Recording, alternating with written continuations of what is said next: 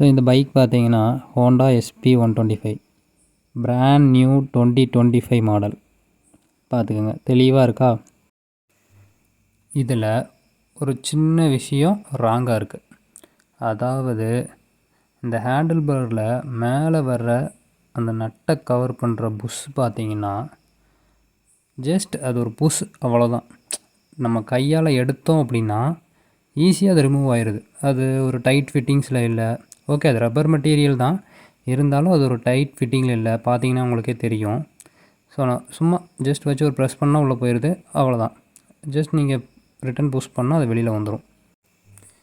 இந்த வெஹிக்கிளோட overall price பார்த்தோம்னா around 1,15,000 something வருது ஆன் ரோடு ப்ரைஸ்.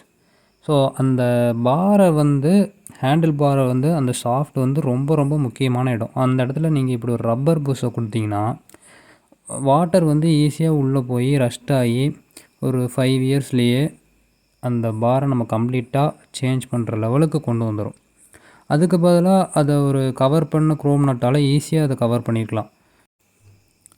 ஸோ இந்த மாதிரி ஒரு ரப்பர் மெட்டீரியல் அந்த இடத்துல நம்ம யூஸ் பண்ணுறது டோட்டலி வேஸ்ட்டுன்னு தான் நான் நினைக்கிறேன். ஸோ நீங்கள் நெக்ஸ்ட்டு SP125 பிளான் பண்ணிகிட்டு இருந்தீங்கன்னா சப்போஸ் இது ஒரு சின்ன விஷயமாக கன்சிடர் பண்ணிக்கங்க. ஸோ இப்போ ஆல்ரெடி நீங்கள் இந்த வெஹிக்கிள் வச்சுருந்தீங்க அப்படின்னா அந்த ரப்பர் புஷ்ஷை வெளியில் எடுத்து மேக்ஸிமம் ஏதாவது கம், ஃபெவிக்விக் இந்த மாதிரி மெட்டீரியல் வச்சு அதை கொஞ்சம் ஸ்ட்ராங்காக ஒட்டிடுங்க. இல்லைன்னா ரன்னிங்கில் எங்கேயாவது மிஸ் ஆச்சுன்னா கண்டிப்பாக அது அந்த மாதிரி திரும்ப உங்களுக்கு ஒன்றும் கிடைக்காது.